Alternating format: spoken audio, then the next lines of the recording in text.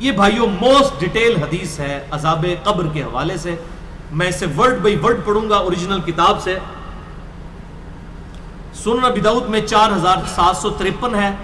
مسند امام احمد میں جلد 4 صفحہ 287 پر 18557 ہے. اور المستدرک للحاکم میں 107 نمبر حدیث ہے. مشکات میں 1630 نمبر ہے. اچھا یہ ابو داؤد کی جو اس کی روایت ہے اور مسند احمد کی اس میں آمش مدلس ہے اور ان سے روایت کر رہا ہے. لیکن جو المستدرک للحاکم کی روایت ہے اس میں امام آمش نے اپنی سماع کی تصریح کی ہے اور انہوں نے کہا کہ میں نے حدیث سنی ہے. ان سے روایت نہیں کی بلکہ انہوں نے حدثنا سے کی ہے.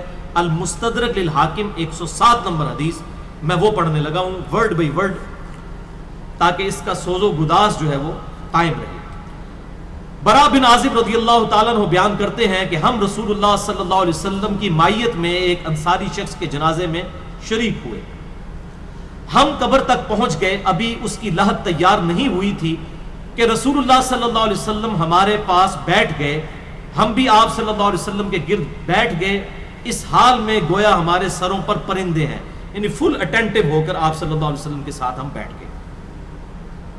آپ کے مبارک ہاتھوں میں ایک لکڑی تھی جس سے آپ زمین کورید رہے تھے.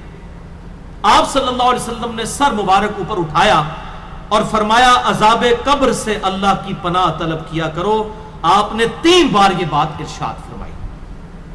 پھر آپ صلی اللہ علیہ وسلم نے ارشاد فرمایا بندہ مومن جب دنیا سے رابطہ توڑ کر آخرت کی طرف متوجہ ہوتا ہے یعنی جب اس کی موت کا وقت آتا ہے تو سورج کی طرح چمکتے دمکتے سفید چہروں والے فرشتے جنتی خوشبودار جنتی کفن لے کر اس کے پاس آتے ہیں حتیٰ کہ وہ حد نظر تک اس کے سامنے بیٹھ جاتے ہیں. پھر ملک الموت تشریف لاتے ہیں حتیٰ کہ وہ اس کے سر کے پاس بیٹھ جاتے ہیں. اچھا قرآن میں بھی ملک الموت کا نام آیا ہے سورہ سجدہ کے اندر, احادیث کے اندر بھی. البتہ تورات میں اس کا نام اسرائیل بھی آیا ہے اور ہمارے اہل سنت کے جو اولین مفسرین ہیں امام طبری رحمہ اللہ المتوفی 310 ہجری انہوں نے بھی یہ ورڈ استعمال کیا ہے. لہٰذا موت کے فرشتے کو اسرائیل کہنا بھی جائز ہے ہمارے سلف کے ہاں, کیونکہ آج کل بعض لوگ کہتے ہیں اسرائیل نہیں ملک الموت ہی کہنا چاہیے. اسرائیل کا لفظ بھی ثابت ہے. پھر ملک الموت تشریف لاتے ہیں حتیٰ کہ وہ اس کے سر کے پاس بیٹھ کر کہتے ہیں پاکیزہ روح اللہ کی مغفرت اور اس کی رضامندی کی طرف چل. وہ روح ایسے نکلتی ہے جیسے مشکیزے سے پانی کا قطرہ, بالکل غیر محسوس طریقے سے اس کی روح نکال لی جاتی ہے. اور جب ملک الموت اس کی روح نکالتے ہیں تو باقی فرشتے اسے آنکھ جھپکنے کے برابر بھی ملک الموت کے پاس نہیں رہنے دیتے بلکہ اسے فوراً اس کے کفن اور اس خوشبو میں لپیٹ دیتے ہیں جو جنت سے لائی ہوتی ہے. پھر اس کی روح کو لے کر بلند ہوتے ہیں اور فرشتوں کی جس جماعت کے پاس سے وہ گزرتے ہیں تو فرشتے پوچھتے ہیں کہ یہ کیسی خوشبو ہے, تو وہ اس کے دنیا کے ناموں میں سے بہترین نام لے کر بتاتے ہیں کہ یہ فلاں بن فلاں کی روح ہے, حتیٰ کہ وہ اسے آسمان دنیا تک لے پہنچتے ہیں اور اس کے لیے دروازے کھولنے کی اجازت طلب کرتے ہیں. تو جنت کے جو آسمانوں کے دروازے ہیں اس کے لیے کھول دیے جاتے ہیں. پھر ہر آسمان کے مقرب فرشتے اگلے آسمان تک اسے پروٹوکول دیتے ہوئے اس روح کے ساتھ جاتے ہیں حتیٰ کہ اسے 7ویں آسمان تک پہنچا دیا جاتا ہے.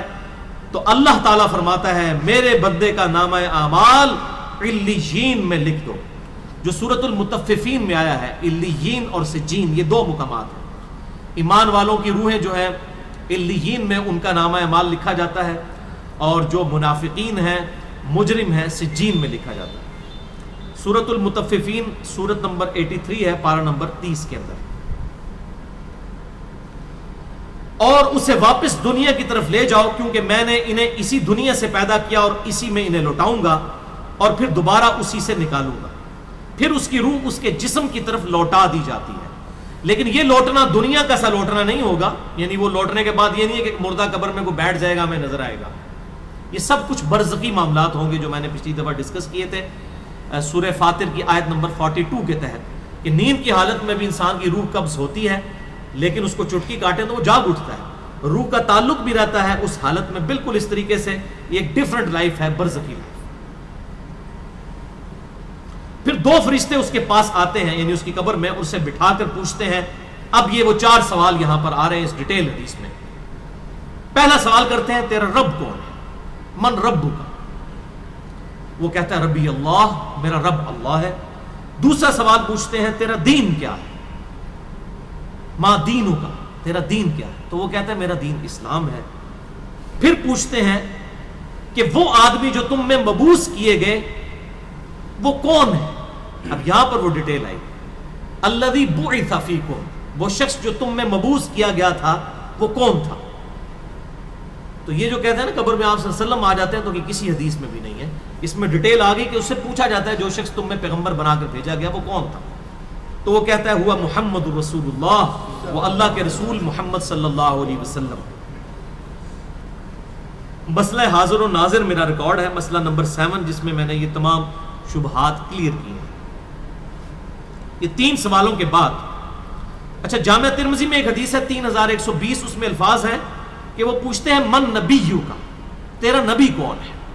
اس میں تو ہے نا کہ اس شخص کے بارے میں تیرا کیا عقیدہ ہے، اس میں من نبیو کا الفاظ ہے. جامعہ ترمذی 3120. اچھا اللہ کا شکر ہے کہ یہ نہیں پوچھتے تیرا فرقہ کون سا ہے، تو کس امام کی تقلید کرتا تھا، کیڑی مسیتی تو نماز پڑھتا سا ہے. دیکھ لو کوئی چیز نہیں، تیرا رب کون ہے، تیرا دین اور نبی صلی اللہ علیہ وسلم. تو دنیا میں بھی ہم یہی کہتے ہیں اللہ رسول قرآن، یہی بات ہے. تو قبر کے اندر جا کر بھی یہی سوال ہے. اب وہ جب 3 سوالوں کے جواب دیتا ہے تو فرشتے 4تھا سوال اس سے پوچھتے ہیں، جو میں نے قبر کا 4تھا سوال، مسئلہ نمبر 78، تمہیں کیسے پتا چلا، ان 3 سوالوں کے جواب تمہیں کیسے آئے؟ وہ کہتا ہے میں نے اللہ کی کتاب پڑھی تھی، میں اس کتاب پر ایمان لایا اور میں نے اس کے حق ہونے کی تصدیق کی. اللہ کی کتاب پڑھی ہوگی تو تصدیق کرے گا نا. اگر سنا کے سنی ہوگا تو کیا تصدیق کرے گا؟ ہاں پڑھا کے سنی ہوگا تو تصدیق کر دے گا. پھر آسمان سے آواز آتی ہے میرے بندے نے سچ کہا، اس کے لیے جنتی بچھونا بچھا دو، اسے جنتی لباس پہنا دو اور اس کے لیے جنت کی طرف دروازہ کھول دو. قبر کے اندر ہی جنت کی طرف دروازہ کھول دو. یعنی آپ سمجھ لیں جس طرح یہ اب ٹچ سکرین موبائل رکھ کے اور جناب لیپ ٹاپ رکھ کے سامنے لوگ بیٹھے ہوتے ہیں نا، تو ایک دوسری دنیا میں چلے جاتے ہیں. تو جنت کا فزیکلی دروازہ کھول دیا جائے گا، اس کو جنت کی ہوائیں بھی، خوشبو بھی آئے گی اور انتظار وہ کرے گا. وہاں اسے ہوا کے جھونکے اور خوشبو بھی آتی ہوگی اور حد نظر تک اس کی قبر کو کشادہ کر دیا جائے گا. خوبصورت چہرے، خوبصورت لباس اور بہترین خوشبو والا ایک شخص اس کے پاس قبر میں آئے گا اور کہے گا اس چیز سے خوش ہو جا جو چیز تجھے خوش کر دے، یہ وہ دن ہے جس کا تجھ سے وعدہ کیا جاتا تھا. وہ شخص پوچھے گا کہ اے شخص تو کون ہے، تیرا چہرہ بھلائی لانے والا چہرہ ہے. وہ جواب دے گا میں تیرا عمل صالح ہوں. یعنی نیک اعمال ایک خوبصورت انسان کی شکل میں اس کی قبر میں آ جائے گا. تو پھر وہ شخص کہے گا اے اللہ، اے میرے رب، جلدی کر، فوراً قیامت قائم فرما دے حتیٰ کہ میں اپنے اہل و عیال کی طرف چلا جاؤں. یعنی مومن کہے گا اللہ جلدی جلدی قیامت آئے، مجھے تو اینڈ رزلٹ نظر آ رہا ہے، مجھ سے انتظار نہیں ہوتا، فوراً قیامت آ جائے. ابھی سائملٹینیس کنٹراسٹ آنے والا ہے اس کا. جب کافر اور مجرم شخص دنیا سے جاتا ہے تو آپ صلی اللہ علیہ وسلم نے فرمایا سیاہ چہروں والے فرشتے بالوں سے بنا ہوا ایک کمبل لے کر آسمان سے نازل ہوتے ہیں اور حد نظر فاصلے تک اس کے سامنے بیٹھ جاتے ہیں. پھر ملک الموت، موت کا فرشتہ آتا ہے حتیٰ کہ اس کے سر کے پاس بیٹھ جاتا ہے اور کہتا ہے خبیث روح اللہ کی ناراضگی کی طرف چل. وہ روح اس کے جسم میں پھیل جاتی ہے تو وہ ملک الموت اس طرح اسے کھینچتا ہے جیسے لوہے کی سلاخ کو گیلے اون میں سے کھینچا جاتا ہے، چھس کر کے. گرم سلاخ جو ہے وہ اونی کپڑے کے اندر، گیلے کے اندر ڈال کے یوں کھینچی جائے نا تو اس طرح اس کے پورے جسم سے اس کی روح نکالی جاتی ہے. بولے اعوذ باللہ تعالی. پھر ملک الموت سے باقی فرشتے اس کی روح کو لے کر پلک جھپکنے کے برابر بھی وہاں نہیں رہنے دیتے حتیٰ کہ وہ اسے بالوں سے بنے ہوئے کمبل میں لپیٹ لیتے ہیں اور اس سے زمین کے مردار سے نکلنے والی انتہائی بری بدبو نکلتی ہے. وہ اسے لے کر اوپر چڑھتے ہیں تو وہ فرشتوں کی جس جماعت کے پاس سے گزرتے ہیں تو فرشتوں کی جماعتیں کہتی ہیں کیسی خبیث روح ہے. وہ کہتے ہیں یہ فلاں بن فلاں کی روح ہے اور وہ اس کی دنیا کا انتہائی کبھی نام لے کر بتاتے ہیں حتیٰ کہ اسے آسمانی دنیا تک لے جایا جاتا ہے. اس کے لیے دروازے کھولنے کے لیے درخواست کی جاتی ہے تو آسمان کے دروازے اس کے لیے نہیں کھولے جاتے. پھر رسول اللہ صلی اللہ علیہ وسلم نے سورۃ الاعراف کی آیت پڑھی کہ ان کے لیے آسمانوں کے دروازے نہیں کھولے جائیں گے, وہ جنت میں داخل بھی نہیں ہوں گے حتیٰ کہ اونٹ سوئی کے سوراخ سے گزر جائیں. یہ سورۃ الاعراف کی آیت آپ صلی اللہ علیہ وسلم نے پڑھی. پھر آپ صلی اللہ علیہ وسلم نے فرمایا کہ اللہ تعالیٰ فرماتا ہے اس کی کتاب کو سب سے نچلی زمین میں سجین میں لکھ دو, پھر اس کی روح کو شدت کے ساتھ پٹ کھا جاتا ہے. پھر آپ صلی اللہ علیہ وسلم نے یہ آیت تلاوت فرمائی سورہ الحج کی, جو شخص اللہ کے ساتھ شرک کرتا ہے گویا وہ آسمان سے گر پڑا تو اب پرندے اسے اچک کر لے جائیں یا کسی دور جگہ پر پھینک دیں. پھر اس کی روح اس کے جسم میں لوٹا دی جاتی ہے اور 2 فرشتے اس کے پاس آ کر اس سے پوچھتے ہیں تیرا رب کون ہے. اب اس سے بھی سوال ہوتا ہے. وہ حیرت زدہ ہو کر کہتا ہے ہائے افسوس, ہائے افسوس, میں نہیں جانتا, میں نہیں جانتا.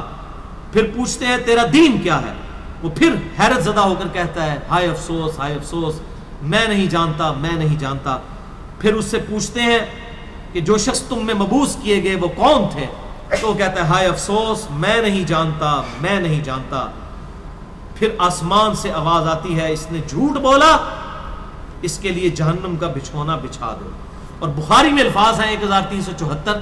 اس کے جواب میں فرشتے پھر اس سے چوتھا سوال کیا کرتے ہیں, لا دریتا ولا تلیتا, اور تو نے خود پڑھ کر سمجھنے کی کوشش کیوں نہیں کی, یا جو لوگ سمجھے ہوئے لوگ تھے, کتاب و سنت کے منہج پر چلنے والے لوگ تھے, ان کے ساتھ تو کیوں نہیں چلا. اللہ تعالیٰ فرماتا ہے اس کے لیے جہنمی بچھونا بچھا دو, جہنم کی طرف ایک دروازہ کھول دو, وہاں سے گرمی اور گرم ہوا اس کی قبر میں آتی رہے گی.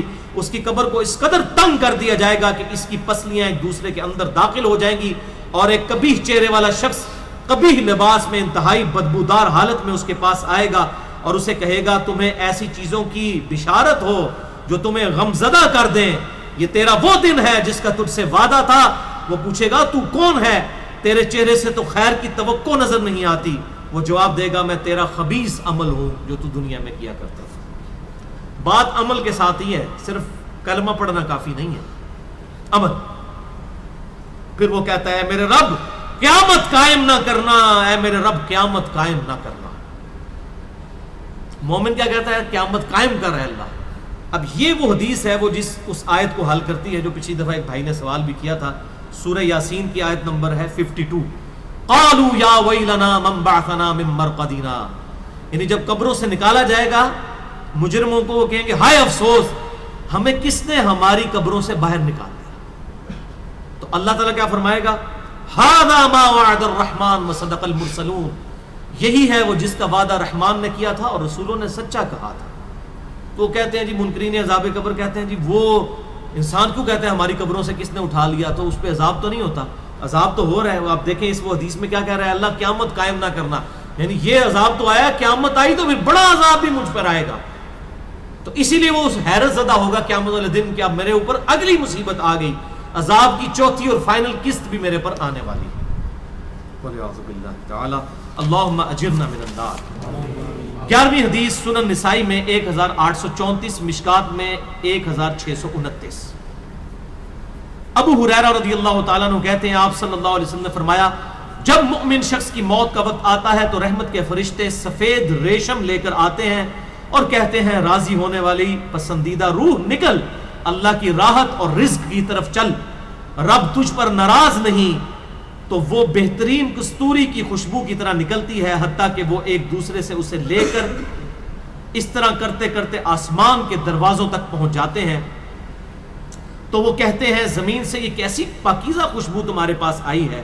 وہ اسے مومنوں کی روح کے پاس لے جاتے ہیں, یعنی نیک آدمی کی روح کو, جو پہلے مومن مر چکے ہیں ان کی روحوں کے پاس.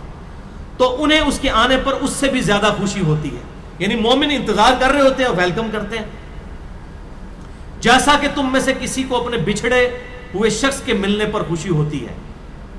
تو وہ آلریڈی جو مردہ روحیں وہاں پر پہنچی ہوتی ہیں, جو مر چکے شخص جو ہوتے ہیں ان کی روحیں, وہ نئی آنے والی روح سے پوچھتے ہیں فلاں کا کیا حال ہے, فلاں کا کیا حال ہے. پھر وہ کہتے ہیں اسے چھوڑ دو کیونکہ یہ ابھی ابھی دنیا کے غم میں مبتلا ہو کر یہاں پر آیا ہے. تو مرنے والا شخص کہتا ہے کہ تم جس شخص کے بارے میں مجھ سے پوچھ رہے ہو وہ تو فوت ہو چکا ہے, کیا تمہارے پاس نہیں آیا؟ وہ کہتے ہیں اسے تو اس کے ٹھکانے ہاویہ یعنی جہنم میں پہنچا دیا گیا ہے, اور جب کافر شخص کی موت کا وقت آتا ہے تو عذاب کے فرشتے بالوں کا لباس لے کر اس کے پاس آتے ہیں اور اسے کہتے ہیں ناراض ہونے والی ناپسندیدہ روح نکل، اللہ کے عذاب کی طرف چل۔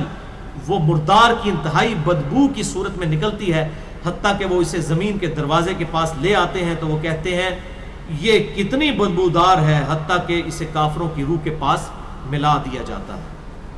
اب دیکھیں کہ وہ مومن پوچھ رہے ہوتے ہیں، اب میں اس کو ٹرانسلیٹ کر رہا ہوں، برا نہیں منانا۔ وہ مومن کہتے ہیں کہ فلاں شخص کا کیا حال ہے، فلاں بزرگ، فلاں مولوی صاحب، فلاں حضرت صاحب کدھر ہے؟ وہ کہتے ہیں وہ تو جناب کدوں نہ مار بیٹھے تو آڈے کول نہیں پہنچے، اور پھر فرشتے سے جناب اتنے نہیں آئے جو دوزخ ہی تھے، دیکھ لیں۔ یعنی وہ اسی لیے پوچھ رہے ہوتے ہیں کہ تو چل ہم تک پہنچ گیا، فلاں بھی ایک دنیا میں بڑا کوئی مشہور نیک آدمی تھا، وہ کدھر گیا؟ تبھی تو وہ ایکسپیکٹ کر رہے ہوتے ہیں نا اس کو کہ اس کو بھی یہاں پہ آنا چاہیے۔ تو ان کو بتایا جاتا ہے کہ بھئی وہ یہاں پر نہیں، وہ کہیں اور پر ہے۔ بولے اعوذ باللہ۔ 12ویں حدیث جامعہ ترمذی میں 1071 نمبر اور مشکات میں 130 نمبر ہے۔ سیدنا ابو ہریرہ کہتے ہیں نبی صلی اللہ علیہ وسلم نے فرمایا جب میت کو دفن کیا جاتا ہے تو 2 سیاہ فام نیلی آنکھوں والے فرشتے اس کے پاس آتے ہیں، ان میں سے ایک کو منکر اور دوسرے کو نکیر کہا جاتا ہے۔ سیاہ فام نیلی آنکھوں والے خطرناک شکل کے فرشتے منکر اور نکیر۔ پس وہ کہتے ہیں تم اس شخص کے بارے میں کیا کہا کرتے تھے، یعنی نبی صلی اللہ علیہ وسلم کے بارے میں سوال ہوتا ہے تو وہ کہتا ہے وہ اللہ کے بندے اور اس کے رسول ہیں، میں گواہی دیتا ہوں کہ اللہ کے سوا کوئی معبود نہیں اور محمد صلی اللہ علیہ وسلم اس کے بندے اور رسول ہیں۔ وہ دونوں فرشتے کہتے ہیں ہمیں پتا تھا تم یہی جواب دو گے۔ پھر اس کی قبر کو لمبائی اور چوڑائی میں 70 ہاتھ کشادہ کر دیا جاتا ہے۔ یہ 70 کہتے ہیں کثرت، حد نظر تک کشادہ کر دیا جاتا ہے۔ پھر اس کے لیے اس میں روشنی کر دی جاتی ہے، پھر اسے کہا جاتا ہے سو جا۔ وہ کہتا ہے میں اپنے گھر والوں کے پاس واپس جانا چاہتا ہوں تاکہ انہیں بتاؤں کہ میں کامیاب ہو گیا ہوں، لیکن وہ کہتے ہیں کہ تو دلہن کی طرح سو جا، جسے اس کے گھر کا عزیز ترین فرد ہی آ کر بیدار کرتا ہے، حتیٰ کہ اللہ تعالیٰ اسے اس کی خوابگاہ سے قیامت والے دن بیدار کرے گا۔ یعنی اسے لٹا دیا جائے گا، پھر اس پہ وہ کیفیت وہ جنت والی طاری رہے گی، پھر الٹیمیٹلی اللہ تعالیٰ اسے دوبارہ سے زندہ کرے گا۔ اور اگر وہ منافق ہوا تو وہ کہے گا میں نے لوگوں کو ایک بات کہتے ہوئے سنا تو میں بھی ویسے ہی کہا کرتا تھا، یعنی مجھے نہیں پتا، اللہ کی وہ گواہی نہیں دے سکے گا، رسول اللہ صلی اللہ علیہ وسلم کا اقرار نہیں کر سکے گا، میں کچھ نہیں جانتا۔ وہ فرشتے کہیں گے ہمیں پتا تھا تم یہی کہو گے، پس زمین سے کہا جاتا ہے اس پر تنگ ہو جا، وہ اس پر تنگ ہو جاتی ہے حتیٰ کہ اس کی ہڈیاں اور پسلیاں ایک طرف کی دوسری طرف آ جاتی ہیں، یوں بولے اعوذ باللہ تعالی، اور اسے مسلسل عذاب ہوتا رہے گا حتیٰ کہ اللہ اسے خوابگاہ سے دوبارہ زندہ کرے گا، یعنی قیامت تک اس پر وہ اس حالت میں عذاب رہے گا، ہمیں نظر نہیں آئے گا۔ جیسے سویا ہوا شخص ایک ڈراؤنا خواب دیکھتا ہے وہ تکلیف محسوس کرتا ہے، پاس کھڑا شخص نہیں محسوس کر سکتا۔ اور سنن دارمی میں ایک حدیث ہے صحیح سند کے ساتھ، مشکات میں 134 نمبر ہے کہ آپ صلی اللہ علیہ وسلم نے فرمایا 99 اژدہے اس پر، 99 جو ہے خطرناک ڈینجرس قسم کے سانپ اس پر مسلط کر دیے جاتے ہیں جو قیامت تک اسے ڈستے رہتے ہیں، اور وہ اتنے خطرناک اژدہے ہیں آپ صلی اللہ علیہ وسلم نے فرمایا کہ اگر ان میں سے کوئی ایک بھی دنیا پر اپنی پھنکار پھینک دے تو دنیا کی زمین کا بھی سبزہ نہ اگائے، ایسا زہر ہے ان کے اندر۔ قل اعوذ باللہ تعالی اللہم اجرنا من النار، اللہم اجرنا من النار۔ یہ بھائیو عذاب قبر کیمرے سے نہیں دیکھا جا سکتا، یہ اللہ تعالیٰ نے پردہ رکھا۔ 13ویں حدیث جامعہ ترمذی میں 2308، سنن ابن ماجہ میں 4267، مشکات میں 132۔ سیدنا عثمان غنی رضی اللہ تعالیٰ عنہ جب بھی کسی قبر کے پاس سے گزرتے تو اتنا روتے کہ ان کی داڑھی تر ہو جایا کرتی۔ ساتھیوں نے پوچھا حضرت جب دوزخ کا ذکر کرتے ہیں اس وقت تو آپ کی آنکھوں میں آنسو نہیں آتے، لیکن قبرستان آ کر آپ پر ایسی حالت کیوں طاری ہو جاتی ہے؟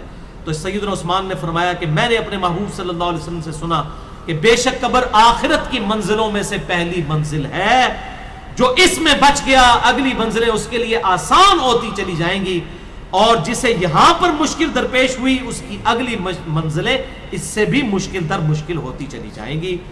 پھر آپ صلی اللہ علیہ وسلم نے فرمایا میں نے قبر سے زیادہ سخت اور برا منظر کبھی نہیں دیکھا۔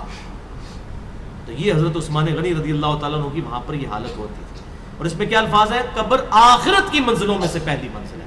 لہذا یہ پرفیکٹ دعا ہے، اللہم ربنا آتینا فی الدنیا حسنہ وفی الآخرۃ حسنہ وقنا عذاب النار۔ یہ مولویوں نے جو اپنے بیچ میں جو ہے وہ انجینئرنگ کرنے کی کوشش کی ہے، وقنا عذاب القبری، وقنا عذاب الحشری، یہ جو بدعت داخل کی ہے، اس کی ضرورت ہی نہیں ہے، کیونکہ عذاب قبر بھی اس میں داخل ہے۔ اس میں الفاظ آپ نے دیکھ لیے کیا ہے، قبر آخرت کی منزلوں میں سے پہلی منزل ہے، تو وقنا عذاب القبری وقنا عذاب الحشری کہنے کی ضرورت ہی نہیں ہے۔